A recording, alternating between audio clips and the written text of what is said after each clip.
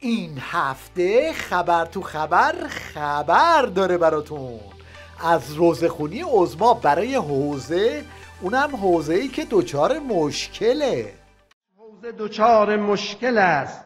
این صدها مقاله و مجله و گفتارهای مجلسی و تلویزیونی و امثال آن در برابر سیل القاءات مغالطه آمیز نمیتواند وظیفه بلاغ مبین را چنان که نیاز و شایسته است و انجام رساند.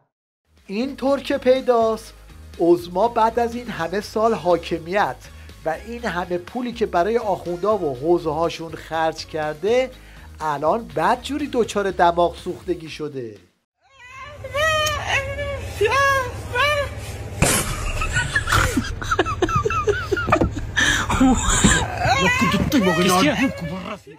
البته همه این روزخونی ها و آه و ناله ها از ترس زلزله یک تو راهه و قرار دمار از روزگار عظما در بیاره. یک نقشه خطرناک دیگر کشیدند با ایجاد اختلاف، با ایجاد شبهه، با متزلزل کردن از درون مقاومت را ابتدا در ذهنها و قلبها بشکنند، بعد در صحنه عمل. امروز دشمن دنبال اینه در ذهن و قلب بچه‌های ما نفوذ کنه. حالا برای اینکه مشکل حوزه رو رفع بکنن این آخوند بی عمامه رو آوردن تا از این حرفا بزنه. هنوز هم بهترین قشری که از خود مردم برخواسته و در بین مردمه و در غم‌ها شادی‌ها همیشه با مردمه، روحانیت و طلاب بدونیم.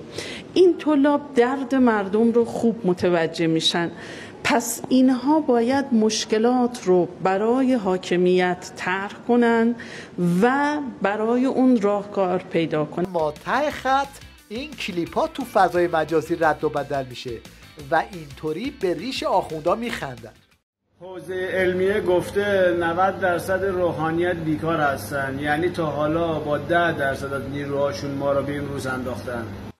خب بچه‌ها جریان برق توسط چه چیزی قطع میشه؟ آقا اجازه توسط پدرسگ‌ها. یعنی چی؟ چون که هر وقت برق میره بابا میگه پدرسگا قطعش کردن. عظما یواش یواش داره دوزارش میفته که ضربه رو از جایی میخوره که فکرش رو هم نمی کرده.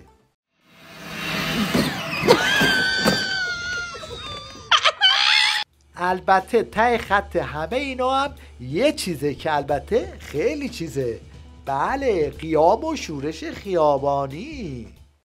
رسانه های معاند تبلیغات سو میکنند با پخش کلیپ ها، برنامه ها، عنوان این که به اصطلاح این هماهنگ نیست، تفاوت در این قضیه ها هست، مسائل دیگری که هست که عملا مردم را ناراضی کنند و خدای نکرده به یک شورش خیابانی و مشکلاتی برای نظام جمهوری اسلامی.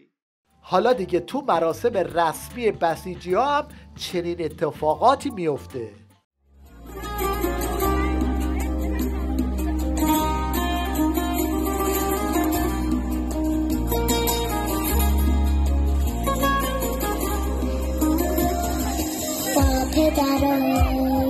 با مادرم با عروسکم اومدن حرم. خبر تو خبر. بالاخره علت کمبود آب و قطعی برق هم معلوم شد. بر اثر گناهانی که ما انجام میدیم بارش ها کم شده. یکی از علتاش همین وقتی امر به معروف و نهی از منکر رخ ببندد از زندگی این مشکلات پیش میاد.